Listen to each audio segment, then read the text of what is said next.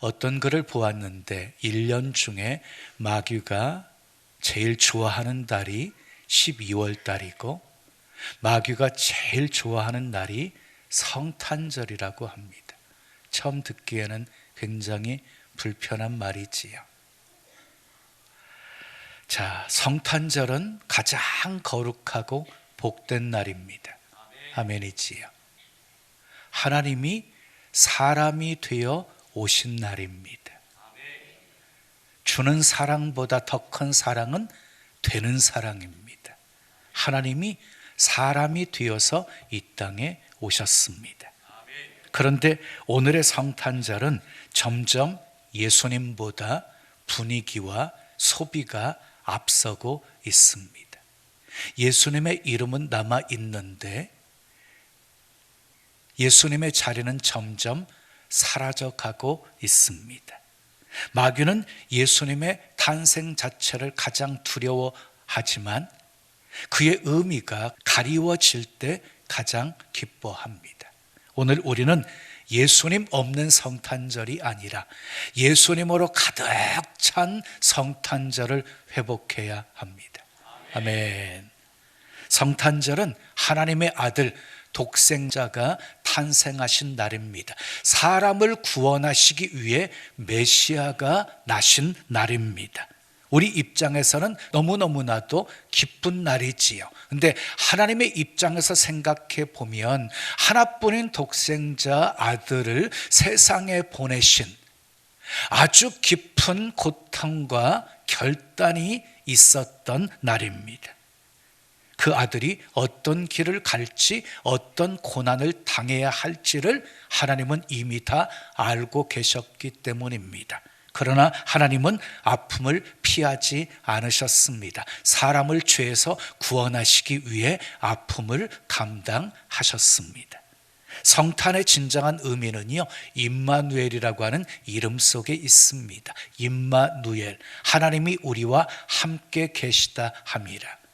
우리와 영원히 함께 하시기 위해서 우리 주님이 이 땅에 오신 것입니다. 자, 사도 요한은 요한복음의 시작에서 깊은 성탄의 의미를 말씀하고 있어요. 요한복음 1장 1절에 보면 태초에 말씀이 계시니라, 이 말씀이 하나님과 함께 계셨으니 이 말씀은 곧 하나님이시니라. 태초에 말씀이 있었어요. 그 말씀은 하나님과 함께 있었어요. 그 말씀이 곧 하나님이었어요. 근데 이어지는 요한복음 1장 14절 말씀을 읽어요. 시작. 말씀이 육신이 되어 우리 가운데 거하심에 우리가 그의 영광을 보니 아버지의 독생자의 영광이요 은혜와 진리가 충만하더라. 말씀이신 하나님이 육신이 되어서 우리 가운데 오신 분이 바로 예수님이십니다. 은혜와 진리가 충만하셨습니다. 그리고 또 요한복음 3장 16절을 보면은 하나님이 세상을 이처럼 사랑하사 독생자를 주셨으니 이는 그를 믿는 자마다 멸망하지 않고 영생을 얻게 하려 하심이니라 하고 말씀하셨어요. 하나님이 세상을 사랑하셔서 독생자를 이 땅에 보내주셨어요. 하나님이 친히 사람이 되어서 우리 가운데 오신 것이에요. 믿는 자마다 멸망하지 않고 영생을 얻게 하셨어요. 자, 성경은요, 창세기부터 요한계시록까지 하나님의 구원 역사를 다루고 있거든요. 하나님의 구원 역사가 무엇이냐면 하나님의 구원 역사는 예수 그리스도를 통한 구원이에요. 예수 그리스도를 통한 구원. 자, 그런데요, 하나님이 구원 역사를 이루어 가시는데 놀라운 것은 사람을 통해서 이루셨다는 거예요. 하나님은 지금도 놀라운 구원의 역사를요, 사람을 통해서 이루어가고 계시는 거예요. 그런데 하나님이 구원 역사를 이루어 가는데 악역으로 쓰임받은 사람들이 있어요. 악역으로. 참 불행한 사람들이지요. 뭐 본디오 빌라도, 뭐 헤롯 왕, 또 가론 유다, 가야바와 안나스 같은 뭐 대제사장들이 그들이었어요. 그들은요, 예수님의 십자가 못 박아 죽이는 데까지 앞장서잖아요. 예수님의 십자가에 못 박아 죽게 만들지요. 그러니까 사단의 미혹을 받아서 그들은 악역을 감당한 것이지요. 또 악역을 감당한 사람이 있었기에 예수님은 또 십자가에 못 박혀 죽으셨던 거지요. 그런데 여러분, 하나님 앞에 정말 귀하게 하나님의 구원 역사에 쓰임받은 사람들도 있습니다. 노아, 아브라함, 이삭, 야곱, 요셉, 모세, 여호수아, 그리고 다윗 왕, 한결같이 하나님의 놀라운 구원 역사에 쓰임받았던 사람들이었지요. 여러분, 또 구약을 자세히 읽어보면은요, 수많은 선지자들이 장차 오실 메시아에 대해서 애언하고 있는 것을 보게 되어져요. 깊은 핍박과 그리고 갖은 환난 속에서도 메시아에 대한 소망을 잃지 않았고요, 보이지 않는 그날을 바라보면서 아직 오지 않은 메시아를 믿음으로 기다리면서 애언했던 선지자들이 있었습니다. 하나님의 구원 역사는 지금도 계속되고 있습니다. 하나님의 구원 역사를 하나님이 이루시는데 지금도 하나님은 사람을 통해서 그 일을 이루어가고 계십니다.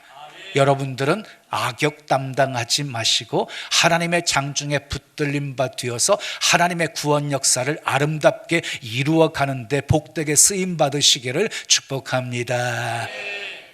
오늘 본문 마태복음 2장에는 동방박사들의 이야기가 소개되어져 있어요. 동방박사들. 자, 성탄 이야기들을 가만히 보면은요, 하나님께서는 단 한 사람도 우연히 사용하지 않으셨다는 거예요. 성탄은 우연의 모임이 아니라 순종의 결과였어요. 순종의 결과.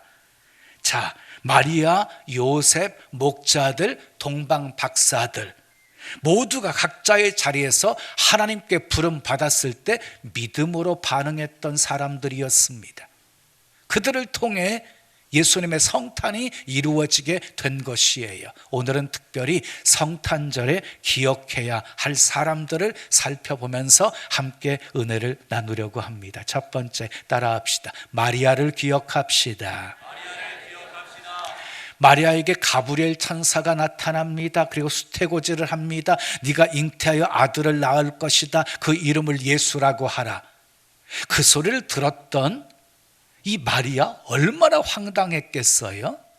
그래서 이렇게 질문하는 거예요, 천사에게. 내가 사내를 알지 못하는데 어떻게 그런 일이 내게 일어날 수 있느냐고. 그때 천사가 대답을 합니다. 대저 여호와의 말씀은 능하지 못하심이 없느니라. 그때 마리아가 기가 막힌 고백을 합니다. 주의 여종이오니 주의 말씀대로 내게 이루어지이다. 마리아는 천사가 전해준 말을 믿었습니다. 하지만 위험스러운 일이었습니다. 처녀가 아이를 갖는다고 하는 것은 유대 율법이 용납하지를 않고 있었기 때문입니다. 돌에 맞아 죽을 일이었습니다. 그런데 마리아는 그것까지도 감수하겠다고 고백한 것입니다. 마침내 예수님의 어머니가 되는 복을 받았습니다. 무엇 때문이었습니까? 첫째, 전적인 하나님의 은혜였습니다. 마리아는 갈릴리 출신으로 귀한 여인이 아니었어요. 높은 신분의 여인이 아니었어요. 그럼에도 불구하고 예수님을 잉태하는 그런 복된 여인이 되었어요. 천사가요, 마리아에게 와서 이렇게 불러요. 은혜 받은 자여 평안할지어다. 마리아를요, 은혜 받은 자여라고 불러요. 다니엘도요, 하나님께 큰 은총을 받은 사람이었다고 성경은 소개하고 있거든요. 그러니까 마리아가 예수님을 잉태할 수 있었던 것은 전적인 하나님의 은혜였습니다. 아멘. 두 번째, 믿음으로 순종했기 때문입니다. 자, 전혀 이해할 수 없는 상황이었어요. 근데 마리아는요, 천사의 메시지를 받아들입니다. 물론 처음에는 놀라기도 했습니다. 무서워했습니다. 그러나 나중에는요, 주의 말씀대로 내게 이루어지이다라고 고백했습니다. 자신을 여종으로 표현했어요. 주의 여종이오니, 이렇게 여종으로 표현했어요. 여러분, 겸손은 은혜 받는 통로예요. 따라합시다. 겸손은 은혜 받는 통로이다. 자, 마리아는 여종으로 자신을 표현하면서 순종합니다. 말씀대로 이루어지기를 원합니다. 마리아의 믿음은 생각이나 경험에서 나온 것이 아니라 말씀에 근거한 믿음이었어요. 말씀에 근거한 믿음. 주의 말씀대로 내게 이루어지이다. 사랑하는 여러분, 때로 하나님의 계획이, 하나님의 방법이 이해가 되지 않아도 순종하십시오. 하나님의 선하심과 신실하심을 믿고 순종하면 신실하신 하나님, 실수하지 않으시는 하나님이 반드시 여러분들을 통해 영광 받으실 줄 믿습니다. 두 번째 따라하세요. 요셉을 기억합시다. 마태복음 1장 19절 말씀 함께 읽으시자. 그의 남편 요셉은 의로운 사람이라 그를 드러내지 아니하고 가만히 끊고자 하여 그랬어요. 요셉은요, 의로운 사람이라는 평가를 받았어요. 무엇이 그런 평가를 받게 했습니까? 첫째, 문제를 지혜롭게 해결했기 때문이었어요. 요셉의 문제는 정혼한 여자의 임신이었어요. 그것도 사내가 누구인지 모르는 비밀스러운 임신이었어요. 여러분, 나사렛이라는 동네는 아주 작은 동네였기 때문에 금방 소문이 날 그런 상황이었어요. 그럼에도 불구하고 요셉은요, 아주 지혜롭게 문제를 해결해요. 그냥 가만히 끊고자 했어요. 어떻게 하든지 마리아를 살리려고 했어요. 두 번째, 성령의 지시를 받습니다. 마태복음 1장 20절에서 23절 말씀을 보면은요, 주의 사자가 요셉의 꿈에 나타나서 마리아 데려오기를 무서워하지 말라. 마리아가 잉태된 것은 성령으로 잉태된 것이다. 아들을 낳으면 이름을 예수라고 하라. 예수님이 자기 백성을 죄에서 구원할 자로 오셨다. 이 모든 일이 되어진 것은 모든 선지자로 하신 말씀을 이루려고 하심이었다. 이사야 선지자가 처녀가 잉태하여 아들을 낳을 것이요 이름을 임마누엘이라 할 것이라고 하였다라고 천사가 말씀을 전해줍니다. 요셉은 성령의 지시를 받았습니다. 여러분, 성령의 지시를 받는 사람은 실수하지 않습니다. 하나님의 뜻을 이루게 됩니다. 세 번째, 말씀에 순종합니다. 마태복음 1장 24절에서 25절 말씀을 보면 천사의 말을 들었던 이 요셉이 그 분부대로 행동을 합니다. 마리아를 데려옵니다. 아들을 낳기까지 동침하지 않습니다. 아들을 낳았을 때 주의 사자가 분부한 대로, 명령한 대로 이름을 예수라고 짓습니다. 말씀대로 순종했습니다. 그리고 헤롯 왕이 죽이려고 한다는, 아이를 죽이려고 한다는 사실을 알고 주의 사자가 명령한 대로 요셉은 예굽으로 피난을 갑니다. 순종하는 삶에 하나님의 복이 있었습니다. 사랑하는 여러분, 요셉처럼 문제를 지혜롭게 해결하시고 성령의 지시를 받으시고 말씀에 순종하셔서 하나님께 의로운 사람이라는 평가 받으시기를 예수님의 이름으로 축원합니다. 세 번째 따라요. 목자들을 기억합시다. 성경을 보면은요, 하나님께서 일꾼을 부르실 때 어떤 사람을 부르셔서 쓰셨냐면은요, 열심히 일하는 사람들을 불러서 쓰셨습니다. 다윗을 보십시오. 아버지가 맡기신 양을 치면서요, 사자와도 싸우고 곰과도 싸워서 목숨 걸고 양들을 지켰습니다. 그랬던 이 다윗에게 사무엘을 통해 기름 부음 받게 하셨습니다. 모세를 보십시오. 40년 동안 광야에서 양을 칩니다. 양을 날마다 양과 더불어서 자고 같이 살았습니다. 그리고 나이가 80이 되었습니다. 그런 그에게 호렙산에서 하나님이 불꽃 가운데서 부르시고, 그리고 모세를 이스라엘 백성들을 출애굽시키시는 지도자로 세우셨습니다. 하나님은 일하는 사람들을 부르셨습니다. 작은 일에 충성된 사람, 하나님께서는 더 큰 일 맡기시는 분이십니다.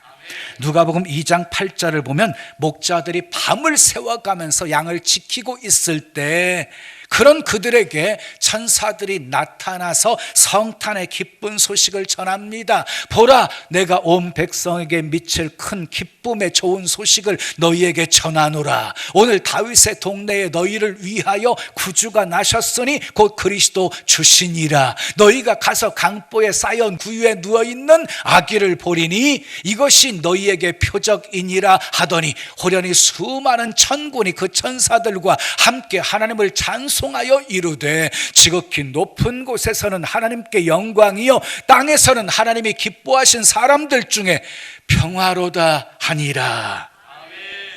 왜 하나님께서 목자들에게 기쁜 소식을 전했습니까? 목자들은 어떤 사람들이었습니까? 첫째, 열심히 일합니다. 목자는 양을 키우는 사람인데 밤에 양떼를 지키다가 성탄의 기쁜 소식을 듣게 되어진 것입니다. 여러분, 제사를 위해서 기르는 양들은요, 흠과 티가 없게끔 키워야 됐어요. 이게 전부 목자가 하는 일들이었어요. 낮이나 밤이나 언제나 양 곁에 있는 사람이 바로 목자였어요. 때로는 양을 지키기 위해서 사자와도 싸우고 곰과도 싸워서 양들을 지키는 존재가 목자들이었어요.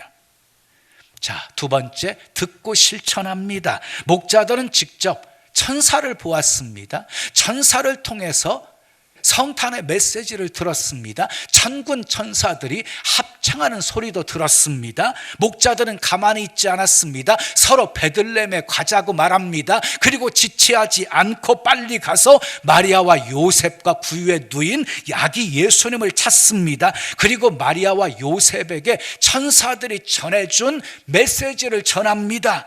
사랑하는 여러분, 들으면 믿어야 합니다. 믿으면 전해야 합니다. 믿으면 실천해야 합니다. 믿음과 실천은 함께 하는 것입니다. 세 번째, 하나님께 영광 돌리며 찬송합니다. 누가복음 2장 20절에 목자들은 자기들에게 이르던 바와 같이 듣고 본 그 모든 것으로 인하여 하나님께 영광을 돌리고 찬송하며 돌아가니라 그랬어요. 천사들이 전해준 말 그대로 되어진 것을 확인하고 목자들은 하나님께 영광을 돌리며 찬송하며 돌아갔다는 것입니다. 사랑하는 여러분, 목자들처럼 맡겨진 일에 최선을 다하시고 말씀 듣고 실천하시고 말씀대로 되어지는 은혜를 체험하시고 하나님께 영광 돌리며 찬송하며 사실 수 있기를 예수님의 이름으로 축원합니다. 마지막 네 번째 따라요. 동방박사들을 기억합시다. 동방박사들은 하늘의 별을 연구하던 사람들이었습니다. 천문학자들이었습니다. 그런데 어느 날 한 별을 발견하게 되어집니다. 그 별은 유대인의 왕의 탄생을 알리는 별이었습니다. 동방박사들은 주저하지 않고 그 별을 따라서 움직이기 시작했습니다. 산을 넘고 강을 건너고 사막을 지나서 위험을 무릅쓰고 예루살렘에 오게 되어집니다. 그들은 총 몇 명이었습니까? 동방박사들은 몇 명이었습니까?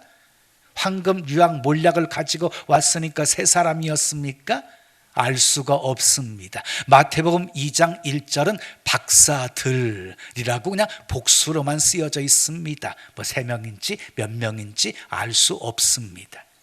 자, 그들은 먼 동방에서 어떻게 왔습니까? 온 이유가 무엇이었습니까? 첫째, 하나님의 인도를 받았습니다. 마태복음 2장 2절에 보면 유대인의 왕으로 나신 이가 어디 계시냐? 우리가 동방에서 뭐를 보고 왔대요? 그의 별을 보고 그에게 경배하러 왔노라 하니, 별을 보고 왔어요. 별을 보고. 별이 그들을 인도한 것이에요. 별이. 자, 인도하던 별이 멈추었을 때 동방박사들의 반응은 어떠했습니까? 2장 10절 말씀 읽어요. 시작. 그들이 별을 보고 매우 크게 기뻐하고 기뻐하더라. 그들은 별을 보고 매우 크게 기뻐하고 기뻐했습니다. 그들의 기쁨이 얼마나 컸을까요? 고생한 것만큼 컸을 것입니다. 그리고 그들은요, 꿈에 헤롯에게로 돌아가지 말라 하는 지시하심을 받아 다른 길로 고국에 돌아가게 되어집니다. 하나님께 인도받는 삶은 이렇게 복됩니다. 안전합니다. 형통합니다. 두 번째, 경배하러 왔습니다. 마태복음 2장 2절에 보면 그에게 경배하러 왔노라 하니, 동방박사들이 예수님을 찾아온 것은요 굉장히 마음이 순전했어요. 그냥 한 가지 이유 때문이었어요. 경배하러 온 것이 경배하러. 그래서 아기 예수님을 발견하고 황금과 유향과 몰약을 드려서 예수님을 경배하고 있어요. 근데 여러분, 황금과 유향과 몰약은요 왕에게 드리는 예물이에요. 왕에게 드리는 예물. 예수님은 왕으로 오셨어요. 아멘. 우리의 예수님은 우리의 왕이십니다. 우리도 왕에게 걸맞는 예물을 준비해서 드리는 성탄이 되어야 합니다. 아멘. 동방박사들의 출현으로요 헤롯 왕과 예루살렘은 크게 소동이 일어나게 되었습니다. 헤롯 왕이 급히 대제사장들과 서기관들을 불러 모아서 그리스도가 어디서 나겠느냐고 물었습니다. 베들레헴에서 탄생한다는 사실을 알고 동방박사들에게 찾으면 알리라고, 나도 가서 경배하겠다고 말합니다. 새빨간 거짓말이었습니다. 오늘날도 마찬가지입니다. 사람들은 성탄의 주인공이 예수님이라는 사실을 알고 있습니다. 예수님의 오심으로 말미암아서 역사의 시대가 BC와 AD로 나누어졌다는 것도 다 알고 있습니다. 예수님이 우리를 죄에서 구원하시기 위해서 십자가에 못 박혀 죽으셨고 3일 만에 부활하셨다는 사실도 다 알고 있습니다. 예수님은 승천하시고 다시 재림하신다는 사실도 그들은 다 알고 있습니다. 근데 믿지 않습니다. 믿지 않으니까 경배하지 않습니다. 믿지 않으니까 성탄절이 죄 짓는 날이 되어버리고 말았습니다. 그래서 성탄은요 지극히 높은 곳에서는 하나님께 영광이 있지만 땅에서는 하나님이 기뻐하심을 입은 사람들에게만 평화인 겁니다. 하나님이 기뻐하심을 입은 사람들에게만 평화가 있는 성탄이라는 거예요. 사랑하는 여러분, 성탄절은 예수님이 단순히 태어나신 그날을 기념하는 날이 아닙니다. 성탄절은 예수님의 오심 앞에 우리가 어떤 사람이 될 것인가를 결정하는 날입니다. 똑같은 성탄을 맞이했는데 헤롯은 두려워했고, 그리고 대제사장들과 서기관들은 베들레헴에서 탄생한다는 사실을 알면서도 움직이지 않았고, 예루살렘은 소동만 있었을 뿐 변화는 없었습니다. 그러나 마리아는 믿음으로 순종했고, 요셉은 말씀 따라 결단했고, 목자들은 소식을 듣고 달려갔고, 동방박사들은 먼 길을 마다하지 않고 경배하러 왔습니다. 성탄은 모두에게 왔지만 모두가 같은 성탄을 맞이한 것은 아닙니다. 오늘 우리의 성탄은 어떻습니까? 분위기는 있지만 예수님은 있습니까? 행사는 많지만 경배는 있습니까? 선물은 준비하지만 순종은 준비하셨습니까? 마귀가 기뻐하는 성탄은 예수님이 그냥 장식으로만 남아있는 것입니다. 그러나 하나님이 기뻐하시는 성탄은 마리아처럼 말씀대로 내게 이루어지이다 하는 고백하는 사람이 있는 성탄입니다.